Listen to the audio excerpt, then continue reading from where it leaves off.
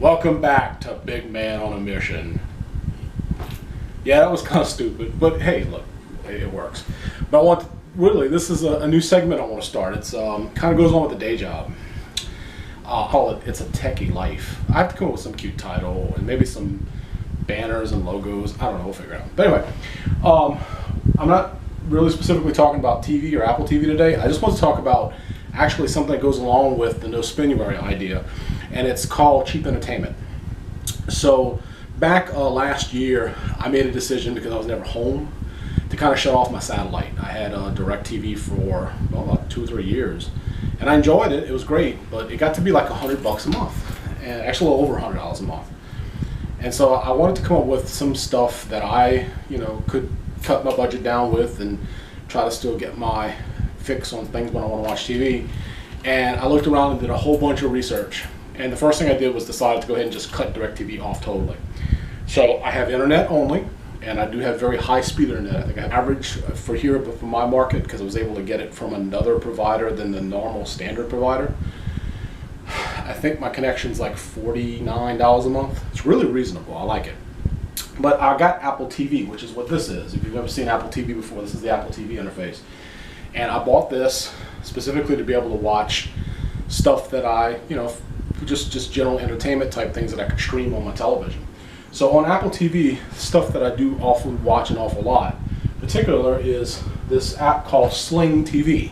Now this is not sponsored by anybody, not by Apple, definitely not by Apple, by Sling, by YouTube, whatever. This is just stuff that I like.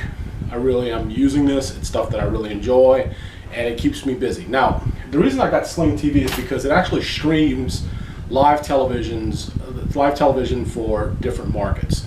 Now, I found that when I had DirecTV, there are probably maybe 2 or 3 channels I would watch all the time. I would get like 29 channels of stuff that I like to watch, mostly AMC, BBC America, what else do I have there? Travel Channel, HGTV, and what was great about it was that those are the channels I liked watching the most. Now Sling, I think, offers like 3 packages. I have the basic one. So on an average, just charge per month, besides my internet, I pay $20 a month for the Sling app. And I get Sling on Apple TV. I also get it on my phone. And I get it on my tablet too. So if I'm traveling and I want to still watch television, like recently I was out of town for a day doing some work, and I had my iPad with me, so I was able to watch Sling on my iPad. And it's really, really good. It's live streamed. You can even record, shows. So I watch shows from the past that have been recorded in channels. Very cool. I like it a lot. And then of course, I can watch YouTube. And I like watching other YouTubers and get ideas for my channel, as well as enjoy following a lot of people.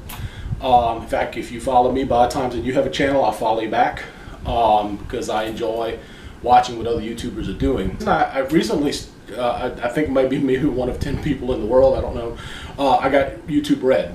And the reason I got YouTube Red was because it was kind of nice to have YouTube without ads, and so YouTube Red gives you that as a benefit, as well as some other things like Google Music and all that. Well, I already have all that. I have Apple Music. But the Google Music is kind of nice. What I like too is, like I said, like $10 a month, and it gives me the ability to be able to watch videos from YouTube, mostly in an offline kind of mode. So if I'm traveling and I don't have time to watch them, I can just put them in offline mode and watch them when I have a chance. It's a thing to be able to go back in and enjoy when I have time. So in reality, those are the 2 things I spend more time on entertainment with. Now, during months like this, when we're not really supposed to spend stuff, those are already budgeted, so I don't worry about too much about spending extra money for those. On non-Spinuary type months, I will also budget a little bit of money to maybe download a video, and I usually get it on Apple TV because I can stream that also to all my other stuff that I have too. If you have Android, Google, if you have Roku or any of the other devices that allow you to stream to a television, I think if you find that you can get Netflix. I don't personally have Netflix because one of the other things I have is I have Amazon Prime. I get the video library of Amazon Prime available, and so this television has the ability to be able to pick that up from my Wi-Fi. So I get to watch some great shows. I know The Grand Tour is one of my new favorite ones. I've been watching that an awful bunch lately. So I get to watch that when it comes out on new episodes once a week. So in a sense, that's what I use for entertainment.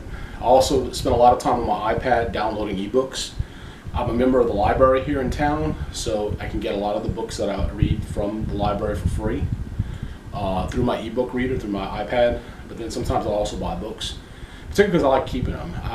Of course, it's not quite the same as having the smell of a book. Every so often I like going to Barnes & Noble because it's just nice to smell books. But I rarely buy any books anymore. I do buy online books, and like I said, I do like to take advantage of free books from the library, particularly because sometimes I want to keep the text. But between reading books and what I'm able to get online, that's my free entertainment.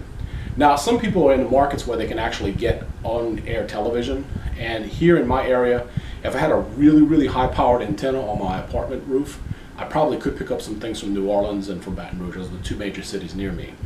In fact, my parents live not far from me, about 10 miles, and they've basically kind of cut the cable type thing too, and they recently got two high-powered antennas, and we're able to tune into those channels. So that's worked out really good. It's all high definition, so the quality is really good. And what's great about that is you don't pay anything because those broadcast channels are over the air and there's no charges. All you have to do is basically buy the equipment to make it work with your television. Personally, I'm more of a guy who likes streaming things, so every so often I'll buy an app like CBS or NBC. You may see NBC Sports on here, just to be able to catch some of the other channels that would normally be local for me, because Sling doesn't have those as options.